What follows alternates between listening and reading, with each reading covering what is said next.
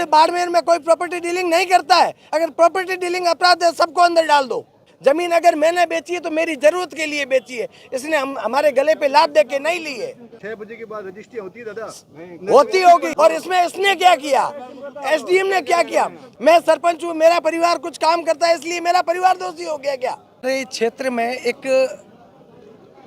Theory बन चुकी थी कि सरकारी काम लटकते रहते हैं, लेकिन एक ऐसा अधिकारी जिसने काम को सरकार की मंशा के अनुरूप किया, सरकार की मंशा के अनुरूप आम जन तक किस तरीके से सरकार पहुंच सके वो कार्य किए, कैसे पब्लिक को सुविधा मिल सके, कैसे राज्य सरकार की मंशाएं पूरी हो सके, ये कार्य किए। इसीलिए विपक्ष चाहता है किसी भी तरीके से राज्य सरकार नहीं हो। ये एक ऐसा ईमानदार एकमात्र अधिकारी जो कि पब्लिक के हर उस काम को बिना लिए दिए करता है। 70 सालों से जिनके चलने के लिए रास्ते नहीं थे, रास्तों पे अतिक्रमण थे, एसडीएम ऑफिस की जमीन के ऊपर अतिक्रमण को भी हटाया, ऐसा ईमानदार व्यक्ति मिलेगा कहाँ?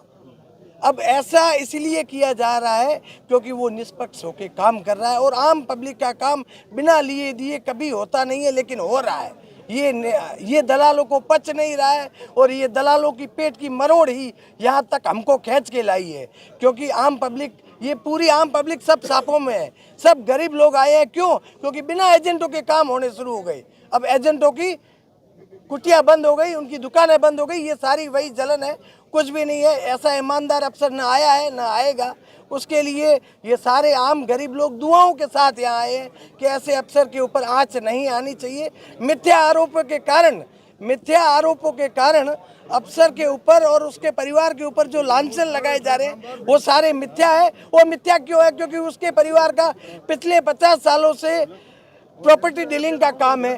प्रॉपर्टी, उसका परिवार क्या व्यापार करता है उससे उसका कोई लेना देना नहीं है। उसका काम अफसर है, वो एसडीएम ऑफिस में कार्यरत है, उसका काम है पब्लिक के काम करना, वो भी बिना किसी भेदभाव के, बिना किसी लेन देन के।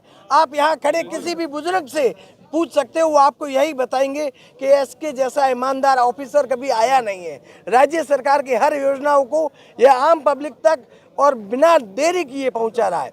इसीलिए ये सारा बखेड़ा खड़ा किया गया है और इस बखेड़े को खड़े करने के पीछे एक ही मंशा है कि भारतीय जनता पार्टी के द्वारा जो कार्य त्वरित गति से किए जा रहे हैं उनको रोका कैसे जाए। ऐसे ऑफिसरों के मन में एक डर व्याप्त कर दो कि वो किसी भी कार्य को और फैसले को लेने में देरी करे, ताकि उनकी कलम चलाते हुए हाथ कांपे। ऐसा ऑफिसर है जिसकी कलम चलाते हुए हाथ नहीं कांपते हैं, इसलिए ये सारा हथकंडा अपनाया जा रहा है। डॉक्यूमेंट बोलते हैं उनके नाम की, उनके परिवार के नाम की रजिस्ट्रियां हुई है और कंपनियों को बेची गई है। परिवार 40 सालों से ये व्यापार कर रहा है प्रॉपर्टी डीलिंग का।